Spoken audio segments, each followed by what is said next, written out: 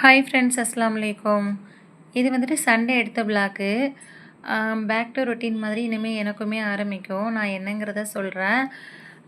அப்படியே ஒரு ஹாப்பியான விஷயத்தையும் உங்களுக்கு ஷேர் பண்ணுறேன். இது வந்துட்டு பசங்களுக்காக ச லஞ்ச் கொண்டுட்டு போகிறதுக்காக தான் நான் சமைச்சிட்ருக்கேன். ஒரு பக்கம் மட்டன் குழம்பு, ஒரு பக்கம் இறால் வந்துட்டு ஃப்ரை பண்ணிகிட்ருக்கேன், ஒரு பக்கம் கீ ரைஸ் பண்ணிகிட்ருக்கேன். எப்பவும் போல் நாங்கள் பார்க்க தான் போயிருந்தோம் பசங்கள. அதுக்காக தான் பரபரப்பாக எல்லாமே ஒன் பை ஒன்னா எல்லாத்தையுமே அடுப்பில் ஏற்றிட்டேன்.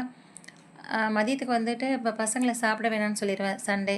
நாங்கள் லஞ்ச் கொண்டுட்டு போய் கொடுக்கறதுனால, அப்படியே பசிச்சிச்சுன்னா கூட கொஞ்சமாக சாப்பிட்டுக்கோங்க, லைட்டாக அதிகமாக சாப்பிட வேணாம் அப்படின்னு சொல்லிடுவேன்.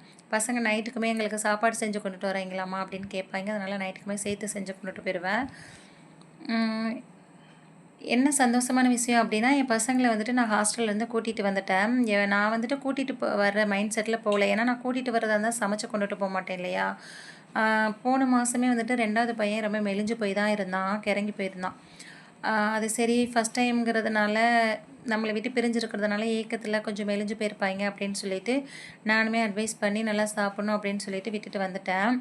இந்த மட்டும் போயிலே ரொம்ப மெலிஞ்சு போயிருந்தேன். எங்களுக்கு ரொம்ப கஷ்டமாயிருச்சு. 2வது வந்துட்டு நம்ம செலவு பண்ணுறதுக்கு தகுந்த மாதிரி பெனிஃபிட் இல்லை. பிள்ளைங்க மெலிஞ்சு போகுதுங்க. 2வது வந்துட்டு திங்ஸ் எல்லாத்தையுமே உடச்சி தொலைச்சிருச்சுங்க எல்லாத்தையுமே. சரி நம்ம இதுக்கு மேலே விட வேணாம்னு சொல்லிட்டு நான் விட்டுட்டு வந்துட்டேன். அல்ஹம்துலில்லாஹ் படிப்பு, ஓதுவல்ல, தொழுகை எல்லாமே கற்றுக்கிட்டாங்க. எல்லாமே நல்லா இருந்துச்சு. ஏன் பிள்ளைங்களுக்கு அல்லாஹ் நாடலை, செட் ஆகலை அவங்களுக்கு அப்படிங்கிறதுனால நான் கூட்டிகிட்டு வந்துட்டேன். எங்கள் அத்தாட்டையுமே கேட்டேன், கூட்டிகிட்டு வந்துடும் அப்படின்னு சொன்னாங்க. இவங்க அத்தாவுமே சொன்னாங்க, பிள்ளைங்களுக்காக தானே நம்ம சம்பாதிக்கிறோம், பிள்ளைங்களுக்காக தானே நம்ம எல்லாமே பண்ணுறோம். அதுங்க இப்படி மெலிஞ்சு போயிருக்கிறதுனால நம்மளுக்கு வேணாம், கஷ்டமாக இருக்குது பார்க்குறதுக்கு, கூட்டிகிட்டு போயிடலான்னு சொல்லிட்டு உடனே ஹஸ்பண்ட் கிளப்பிட்டாங்க. நாங்களுமே உஸ்தாதிட்ட கேட்டுட்டு கிளம்பி கூட்டிகிட்டு வந்துட்டோம்.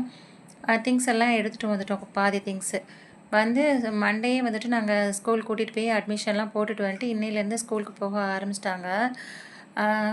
விட்டுட்டு வந்ததுமே ஒரு பக்கம் எனக்கு ரொம்ப கஷ்டமாக தான் இருந்துச்சு. ஏன்னா வந்துட்டு நல்ல படிப்பு, நல்ல தொழுகை ஓதுவலை அப்படிங்கிறதுனால. சரி இருந்தாலும் நம்ம பிள்ளைக்கு எல்லாம் நாடல, அவ்வளோதான், நம்ம இனிமேல் கைகளை வச்சு வளர்க்கலாம் அப்படின்னு சொல்லிட்டு. மதியத்துக்கு வந்துட்டு இன்றைக்கி வந்துட்டு சரி லேட் ஆயிடுச்சு அப்படிங்கிறதுனால காலையில் வந்துட்டு எல்லாருக்குமே சிக்கன் நூடுல்ஸ் பண்ணியிருந்தேன். அதே லஞ்சு கொடுத்துட்டு அவங்களுக்கு கடையில் 2 இட்லி மட்டும் வாங்கி கொடுத்து அனுப்பிட்டேன் காலையில் டிஃபனுக்கு. சில பேர் கேட்பாங்க மதியம் ஃப்ரைட் ரைஸான்னு. என்னை பொறுத்தவரையும் நைட்டு கொடுக்கறத விட மதியம் காலையில் கொடுக்குறது கொஞ்சம் பெட்ரு. ஏன்னா நைட்டு சீக்கிரமாக ஜீரணமாகாது. மதியம் வந்துட்டு பிள்ளைங்க விளையாடுவாங்க, நடப்பாங்க. அதனால் வந்துட்டு சீக்கிரமாக வந்துட்டு ஜீரணமாகிடும். அதனால் எனக்கு பொறுத்தவரையும் மதியம் காலையில் கொடுக்கறது பெட்ரு தான். நீங்கள் எப்படி நினைக்கிறீங்கன்னு கமெண்ட்டில் சொல்லுங்கள். இனிமேல் என்னோடய விளாக் வந்துட்டு கண்டினியூஸாக வரும். ஷேர் பண்ணுங்கள், லைக் பண்ணுங்கள், சப்ஸ்கிரைப் பண்ணுங்கள். தேங்க்ஸ் ஃபார் வாட்சிங்.